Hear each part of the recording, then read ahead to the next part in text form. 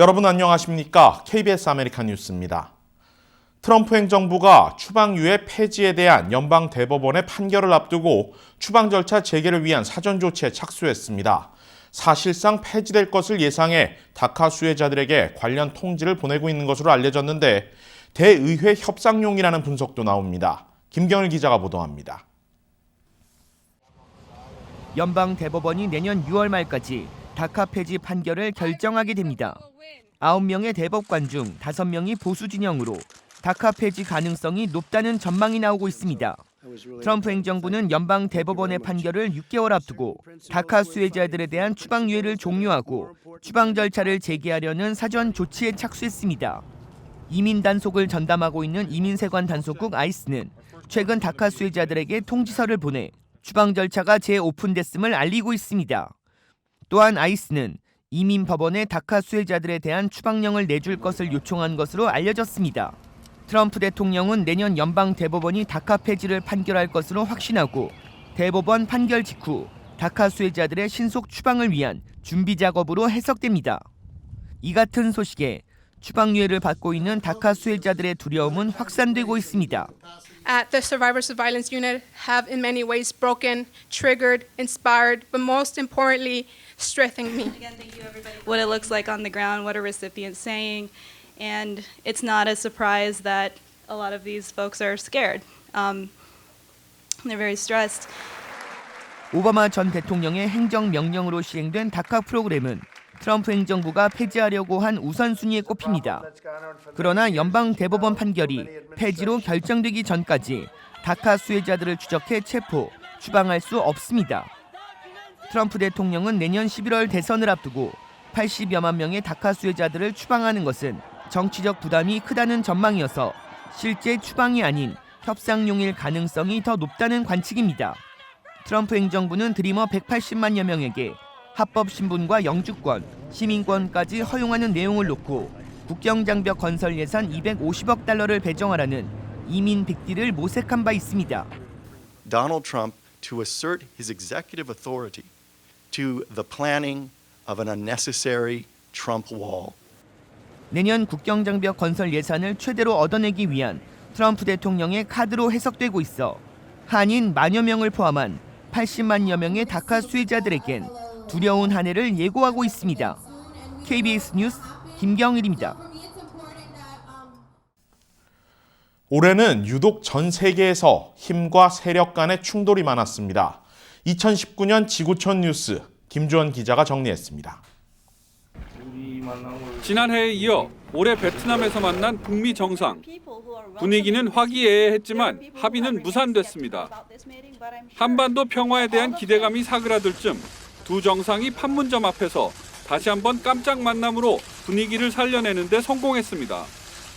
그러나 여전히 북핵 폐기, 대북 제재 사이에서 아무런 결론을 내지 못하고 있는 상황에서 양국이 서로를 향해 경고를 날리는 상황입니다. 당초 알려졌던 연내 최종 시한의 시계는 이제 24시간이 채 남지 않았습니다. 홍콩 행정부의 범죄인 인도 법안 추진으로 촉발된 시위. 평화적이었던 시위는 충돌을 거듭하면서 폭력적으로 변화됐습니다. 지금까지 6천 명에 가까운 시민이 체포됐고 대학생 1명도 숨졌습니다. 격렬한 충돌은 지난 11월 구의원 선거에서 범민주 진영이 압승을 거두며 잠시 소강 상태로 접어들었습니다. 하지만 이참에 독립을 요구하는 홍콩 시민들의 열망, 일국 양제를 기본 틀로 대만 통일까지 노리는 중국 정부와의 물러설 수 없는 대립은 계속 이어질 것으로 보입니다. 불공정한 무역을 바로잡기 위한 협상이냐, 세계 1위와 2위의 패권 다툼이냐, 미국과 중국의 무역 전쟁이 지난해에 이어 올해도 이어졌습니다. 미중 무역 전쟁으로 인해 글로벌 경제는 크게 위축됐습니다. 세계 교역량 자체가 줄었고 국제통화기금 IMF는 세계 경제 성장률 전망치를 10년 만에 하향 조정했습니다. 12월 들어 양국이 가까스로 1단계 합의를 이루었지만 이는 일시적인 휴전에 불과합니다. 미국 입장에서는 세계의 공장이라 불리는 중국과의 짝퉁 전쟁, 지적 재산권 문제가 남아 있습니다. 캘리포니아와 호주 시드니에 불어닥친 거대한 화마. 이탈리아 베네치아에서는 대홍수가, 프랑스에서는 40도를 넘는 살인 폭염으로 1,500명이 숨졌습니다. 카리브의 초강력 열대폭풍 도리안은 바하마에서만 2,500명의 실종자를 냈습니다. 이런 가운데 스웨덴의 10대 소녀 그레타 툰베리는 기후변화의 심각성을 일깨웠습니다. 유엔에서 트럼프 대통령을 노려보며 일침을 가한 소녀의 목소리는 시사주간지 타임이 올해의 인물로 선정할 정도로 영향력이 컸습니다. 테러 조직 이슬람 국가 IS의 우두머리 아부바크르 알바그다디가 미군의 기밀 작전으로 사망했습니다. 알바그다디의 영향력은 알카에다의 우두머리 오사마 빈 라덴에 버금갔던 것으로 평가됐는데 IS는 이슬람 극단주의로 테러를 선동하고 조직을 넘어 국가를 내세울 정도로 위세를 떨쳤습니다. 860년의 역사, 프랑스 카톨릭의 성지이자 인류 문화의 유산인 노트르담 대성당이 쓰러졌습니다. 15시간 만에 진화됐지만 무너진 지붕의 처참한 모습을 드러낸 대성당의 모습에 전 세계는 안타까움을 금치 못했습니다. KBS 뉴스 김주원입니다. 어제 오전 텍사스주의 한 교회에서 총격 사건이 발생해 2명이 숨지고 1명이 다쳤습니다. 다행히 현장에 있던 한 신도의 신속한 대응 사격으로 대형 참사는 막을 수 있었습니다. 이유수 기자가 보도합니다.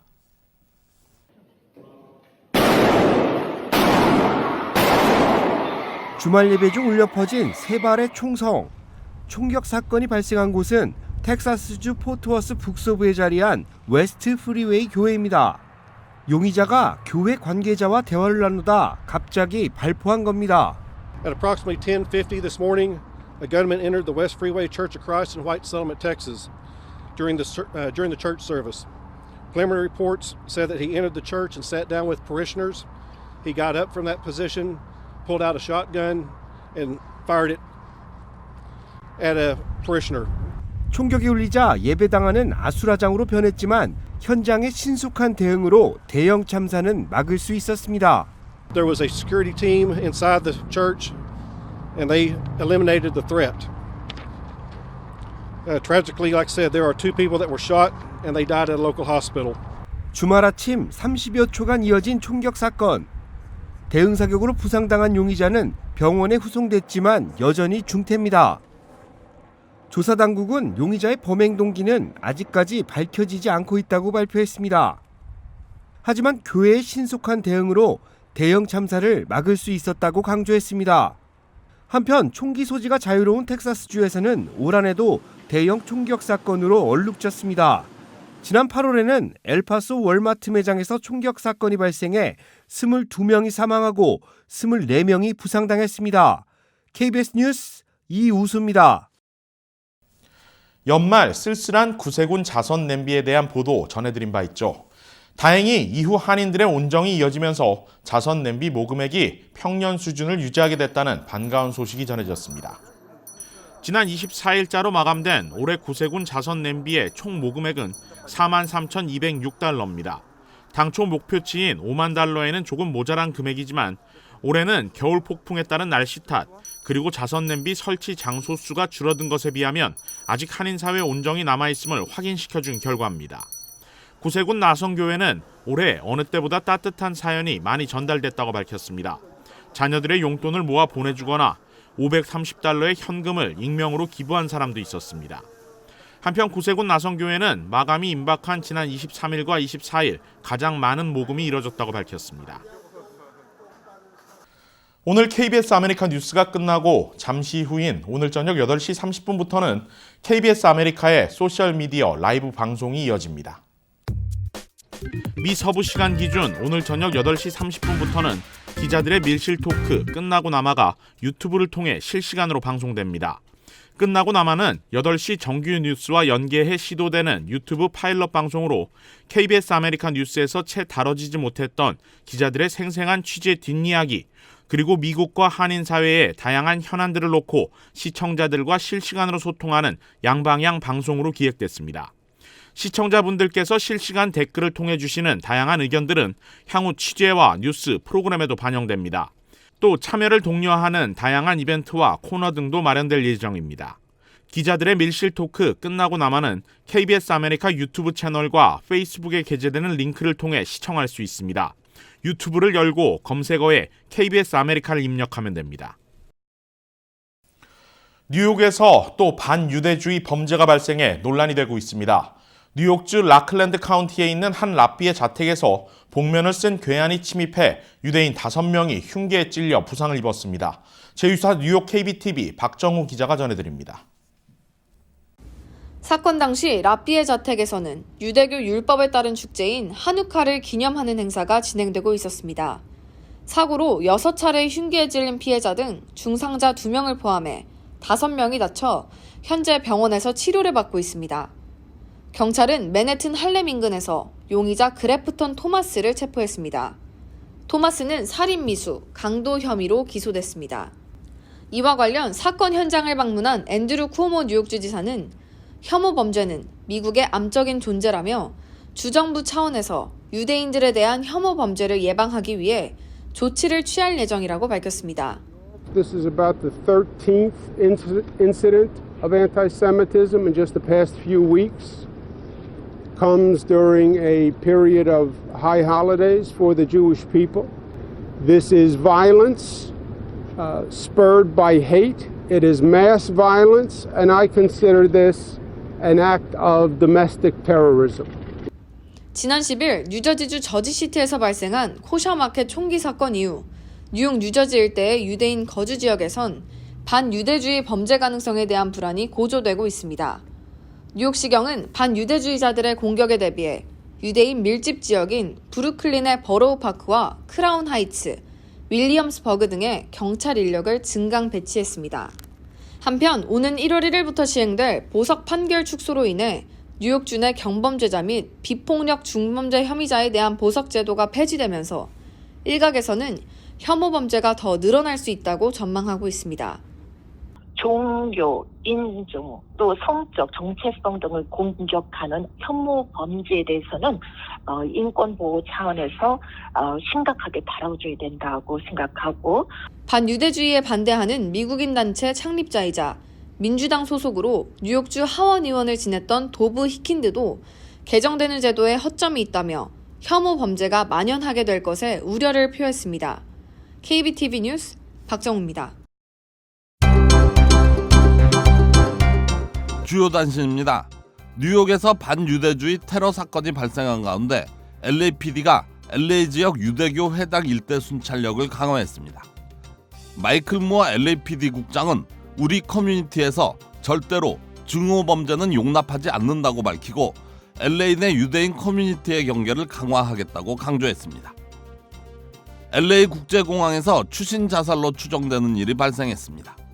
LA 소방국은 어제 저녁 8시 15분쯤 탐브래들리 국제터미널 안에서 27세의 한 남성이 추락했다고 밝혔습니다.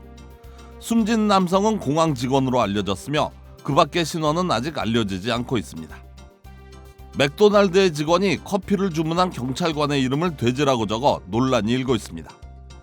캔사스주 해링턴 경찰서 소속 경관은 어제 오전 출근길에 맥도날드에 들러 커피를 주문했는데 영수증에는 F자가 섞인 욕설과 함께 피그라는 이름이 적혀 있었습니다. 해당 경찰관 소속 경찰서장은 영수증의 사진을 SNS에 올리며 맥도날드 측을 비판하고 나섰으며 회사 측의 진정한 사과와 함께 원인 규명을 요구하고 있습니다. 버락 오바마 전 대통령이 올해 가장 인상 깊었던 영화 중 하나로 봉준호 감독의 기생충을 꼽았습니다. 오바마 대통령은 어제 자신의 트위터를 통해 올해 가장 인상 깊었던 영화들을 소개했는데 이 중에는 기생충을 비롯해 아이리시맨, 아메리칸 팩토리 등이 이름을 올렸습니다. 2020년 경자년 새해를 맞는 제야 타종식이 내일 자정을 기해 샌페드로 우정의 종각에서 열립니다. 이에 앞서 9시 30분부터는 풍물놀이 공연이 시작되고 참석한 주민들에게는 따뜻한 커피와 우동이 제공될 예정입니다. 우정의 종각 보존위원회는 비가 와도 타종식은 진행된다며 많은 한인들의 참여를 부탁했습니다. KBS 아메리칸 뉴스는 시청자들의 의견을 소중히 생각합니다. KBS 아메리칸 뉴스를 마칩니다. 잠시 후 저녁 8시 30분부터는 기자들의 밀실 토크 끝나고 남아가 유튜브를 통해 실시간으로 방송됩니다.